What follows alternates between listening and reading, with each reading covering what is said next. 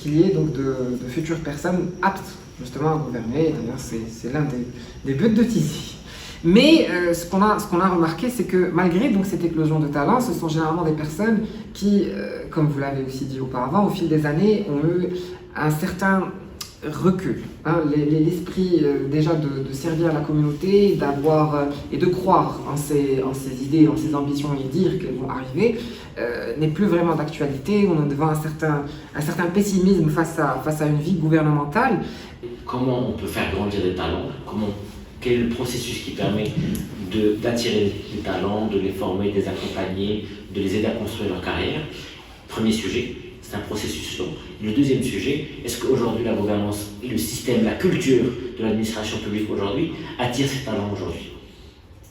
Alors première question, et je parle un peu par expérience dans le cadre de Tizi, le développement de talent est un travail de très longue haleine qui consiste à avoir une force d'attraction pour attirer des gens talentueux comme vous, comme beaucoup de gens dans la salle, qui viennent vers soi, qui viennent vers une organisation, qui lui font confiance pour lui consacrer un peu de temps, et ensuite de les embarquer pour investir en eux et dans leurs compétences. Et une fois qu'ils ont fait un parcours avec une organisation, qu'ils ont suivi des formations exécutives, en leadership ou en autre chose, leur offrir des opportunités dans lesquelles ils peuvent exprimer leur talent et aller au bout de leur potentiel. Et des pays arrivent à faire ça. Par exemple, les États-Unis sont de véritables développeurs de talent et grâce au leadership qui s'apprend très tôt à partir du primaire. Et les Émirats arabes unis, dans la gouvernance, ils cultivent des talents. L'État de Dubaï, l'État des Émirats arabes unis, va venir former des jeunes cadres au leadership, à la gouvernance publique, etc. et va essayer de leur donner des opportunités pour qu'ils expriment leur talent. C'est un processus long, dont la rentabilité est vraiment à moyen et long terme, et je ne suis pas sûr que les partis politiques aujourd'hui le font, ni l'administration publique, dans lequel malheureusement j'ai vu des îlots d'excellence, des îlots de grandes compétences, mais ce n'est pas la culture ou la condition dominante. Donc oui, il faut véritablement faire en sorte que le gouvernement, les futurs gouvernements, les futurs partis politiques ou les partis politiques actuels commencent à attirer les talents, les former et leur donner des opportunités. Or, les partis politiques aujourd'hui, ceux qui arrivent à la tête des partis, ils s'assoient sur leur chaise et ils disent « moi je bouge plus, hein. 10 ans, ça fait 20 ans que je travaille, là on m'intéresse ». Donc ça c'est un vrai problème. Ensuite, l'administration publique actuelle. Le fait que le système, que le Mkhazen sanctionne violemment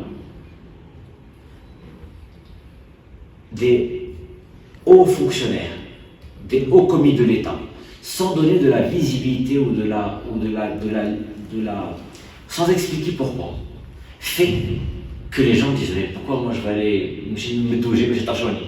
pourquoi je vais aller moins compétent, je peux avoir une carrière relativement sûre dans le privé, pourquoi je vais dans le public, parce que je risque d'être sanctionné pour un oui ou pour un non, pour quelque chose, en tout cas pour une raison que je ne connais pas. Et donc l'un des effets collatéraux de la culture de l'administration publique ou du système globalement fait que les talents qui sont dans l'administration aujourd'hui ne prennent plus de risques, ne prennent plus d'initiatives parce qu'ils ont peur de prendre des coups. Et les gens de qualité ne veulent plus y aller parce que c'est trop risqué. Et donc c'est pour ça que le Maroc à venir parle d'une véritable révolution culturelle dans l'administration publique et dans la culture du système politique marocain, dans lequel on doit injecter du leadership, on doit injecter de la méritocratie, on doit injecter du droit à l'erreur. On a le droit de se tromper. On doit avoir droit à une véritable justice.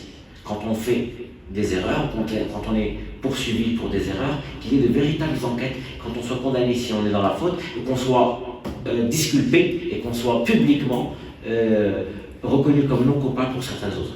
Or, le système dans l'administration publique peut être perçu comme très injuste en ce moment et plus personne n'a envie d'y aller. Donc c'est vraiment un des éléments qui fait que le rythme des réformes s'est ralenti.